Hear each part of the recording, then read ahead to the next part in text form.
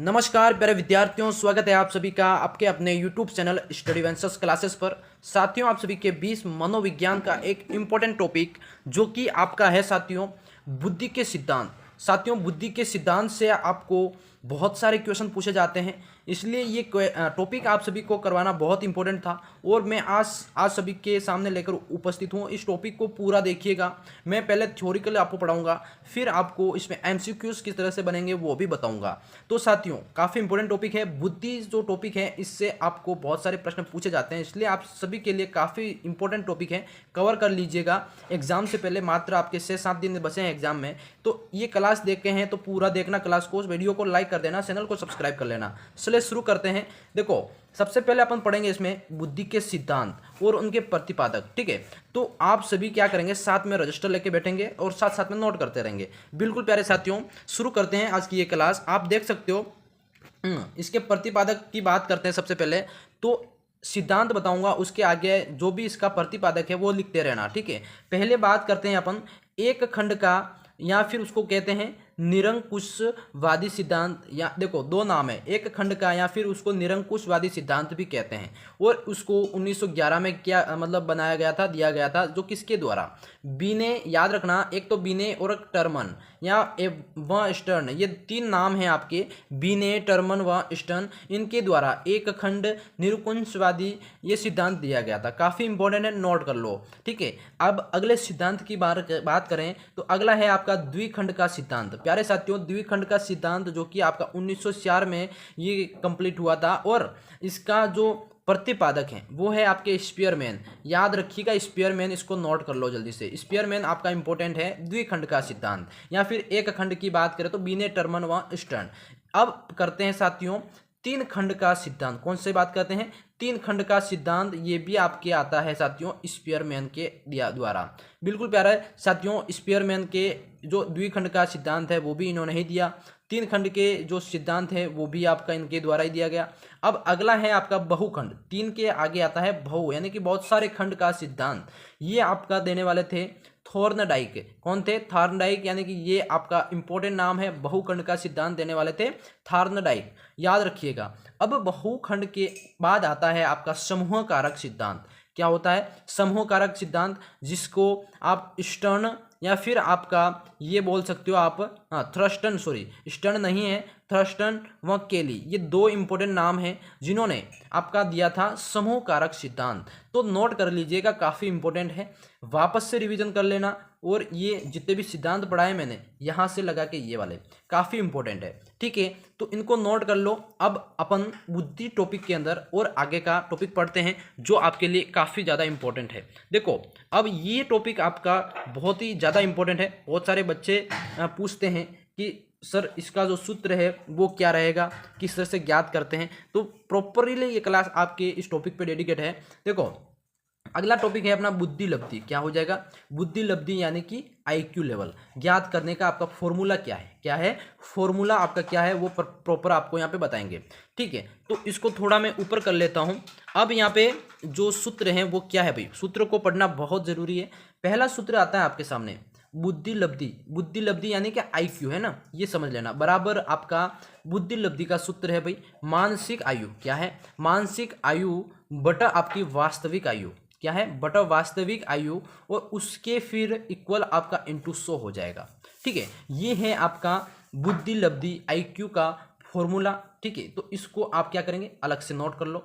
अब अगला है प्यारे साथियों बुद्धि लब्धि यानी कि आईक्यू ज्ञात करने के सूत्र का प्रतिपादक। अब ये जो सूत्र है आपका ये वाला, इस सूत्र को किसने दिया, इस सूत्र को देने वाले थे भाई आपके विलियम स्टर्न। कौन हो जाएंगे, विलियम स्टर्न, जो कि ये काफ़ी इंपॉर्टेंट नाम है, 1912 के अंदर दिया गया था। ठीक है, तो ये मैं यहाँ पे लिख देता हूँ इंपॉर्टेंट। ठीक है, तो बुद्धि लब्धि ज्ञात करने का सूत्र प्रतिपादक थे आपके विलियम स्टर्न, और सूत्र था आपका मानसिक आयु बटा आपके वास्तविक आयु। ठीक है, और इंटू आपका 100 हो जाएगा। तो ये आपको समझ में आ गया। अब देखो अगला टॉपिक क्या कहता है, बुद्धि लब्धि यानी कि बुद्धि लब्धि ज्ञात करने के सूत्र का सर्वप्रथम प्रयोग ये हुआ था भाई। देखो, बना तो दिया था 1912 में। ठीक है, अब सर्वप्रथम इसका प्रयोग भाई किया था 1916 के अंदर। अब रीट पात्रता परीक्षा के अंदर आपको यही पूछा जा सकता है कि भाई सर्वप्रथम सूत्र का प्रयोग कब किया गया, तो ये आपको याद रखना है कि 1916 के अंदर। ठीक है, यहाँ तक समझ में आया सभी को। अब बढ़ते हैं अगले टॉपिक पर। देखो अगला आपके टॉपिक अगला नहीं है, वहीं आपका अगली देखो ये कहता है कि बुद्धि लब्धि, इंटेलिजेंस ये वाला है ना, बुद्धि लब्धि का शब्द सर्वप्रथम दिया था भाई टर्मन। किसने दिया था, ये इंपॉर्टेंट नाम है टर्मन। ठीक है, बुद्धि लब्धि देखो नाम आया होगा ना, बुद्धि लब्धि कैसे, यानी कि IQ टर्मन ने दिया था, काफी इंपॉर्टेंट है, ये शब्द याद रखना। अब मानसिक आयु, मानसिक आयु आपका मेंटल एज जो शब्द है सर्वप्रथम आपका बीने के द्वारा, किसके द्वारा, बीने के द्वारा 1908 में। ये नोट कर लेना, काफ़ी इंपॉर्टेंट है, ये काफ़ी इंपॉर्टेंट है और एग्जाम में पूछा जाता है आपके, समझ गए। अब अगले टॉपिक की बात करते हैं। टॉपिक आपका है साथियों काफ़ी इंपॉर्टेंट। हाँ, अगला टॉपिक है भाई आपका, देखो इसको देखना, व्यक्तित्व भाषात्मक बुद्धि परीक्षण या परीक्षाएं। ठीक है, तो इसको समझना आप क्या कह रहा है। ठीक है, जो व्यक्ति भाषात्मक जो बुद्धि परीक्षण किए गए थे वो कौन कौन से हैं। पहला है आपका बिने साइमन बुद्धि परीक्षण, कौन सा हो जाएगा, बिने साइमन बुद्धि परीक्षण, जो कि आपके बिने और आपका थियोडर साइमन के द्वारा 1905, 1908 और 1911 के अंदर किए गए थे। ठीक है, ये आपको मोस्ट इंपोर्टेंट याद रखना है। अगला है प्यारे साथियों, हाँ अगला आपका जो बुद्धि परीक्षण किया गया था वो है स्टैनफोर्ड बिने स्केल। क्या हो जाएगा, स्टैनफोर्ड बिने स्केल, जो कि आपका स्टैनफोर्ड विवि यानी कि विश्वविद्यालय में बिने द्वारा 1916, 37, 60 के अंदर किया गया था। तो ये आपके जो भाषात्मक बुद्धि परीक्षण जिसको परीक्षाएं कह सकते हैं, ये आपके दो थे, ये आपको कंप्लीटली याद रखने हैं। ये टॉपिक आपका कवर होता है यहाँ पे। ठीक है, आगे और भी इससे रिलेटेड हो तो मैं बता दूंगा। अब अगला टॉपिक है, इसको समझने, देखो हाँ व्यक्तित्व क्रियात्मक, अब क्या था वो वो आपका था साथियों, हाँ वो थी भाषात्मक बुद्धि परीक्षण। ठीक है, अब भाषात्मक बुद्धि परीक्षण तो वो हो गया, अब यहाँ पे है क्रियात्मक यानी कि कार्य करना बुद्धि परीक्षण यानी कि परीक्षाएं। ठीक है, तो वो कौन से थे, एक था साथियों आपका फर्स्ट है कि प्रोटियस बुलेया परीक्षण। कौन सा था, पोर्टियस बुलेया परीक्षण, जो काफ़ी इंपॉर्टेंट है, जो आपका SD प्रोटियस 1924 में किया गया था। ठीक है, ये आपको किसके द्वारा किया गया था, SD प्रोटियस के द्वारा 1924 के अंदर किया गया था। अगला आता है भाई हाँ वेस्लर वैल्यूब यानी बुद्धि परीक्षण, ये एक काफ़ी इंपॉर्टेंट है, जो कि आपकी डी वेस्लर हाँ वेस्लर आपका 1944 और 55 के अंदर दिया गया था। समझ गए सभी। तो ये दो आपके जो क्रियात्मक बुद्धि परीक्षण है ये भी आपको याद रखना है। समझ गए सभी। हाँ, अब अगला टॉपिक आपका आता है, इसमें काफ़ी इंपॉर्टेंट, इस टॉपिक को कवर करना है। ये टॉपिक है आपका, देखो सामूहिक भाषा बुद्धि परीक्षण और परीक्षाएं। सामूहिक अब आया, पहले अपन ने भाषात्मक पढ़ा, फिर क्रियात्मक, अब आता है भाषात्मक बुद्धि परीक्षण।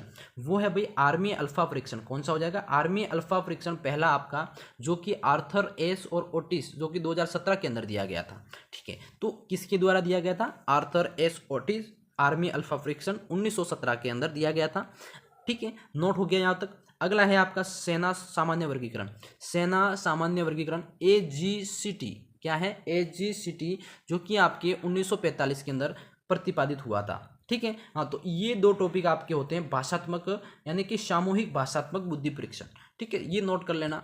अगला टॉपिक है आपका काफ़ी इंपॉर्टेंट, टॉपिक को पढ़ना है साथियों। ये टॉपिक आपका क्या कहता है, देखो टॉपिक है आपका कि सामूहिक क्रियात्मक। अब आता है भाई सामूहिक भाषात्मक पढ़ा अपन ने, अब सामूहिक क्रियात्मक बुद्धि परीक्षण, ये इंपॉर्टेंट है। अब इसमें आर्मी बीटा, देखो आर्मी अल्फा अपन ने उसमें पढ़ा, ठीक है, सामूहिक भाषात्मक में। अब आपका ये आता है आर्मी बीटा परीक्षण साथियों, ये है आर्थर एस ओटिस 1919 यानी कि 1919 के अंदर आपका हुआ था आर्मी बीटा परीक्षण। ठीक है, आर्मी अल्फा अलग है, आर्मी बीटा अलग है। ठीक है, और दोनों में डिफरेंट है कि ये क्रियात्मक सामूहिक क्रियात्मक में आता है, वो सामूहिक भाषात्मक में आता है। ठीक है, अगला है साथियों शिकागो क्रियात्मक बुद्धि परीक्षण। शिकागो क्रियात्मक बुद्धि परीक्षण 6 वर्षों में वयस्कों की बुद्धि मापन, क्या है 6 वर्षों से वयस्कों की बुद्धि मापन यानी कि बुद्धि का मापन, इसको क्रियात्मक शिकागो क्रियात्मक बुद्धि परीक्षण के नाम दिया गया था।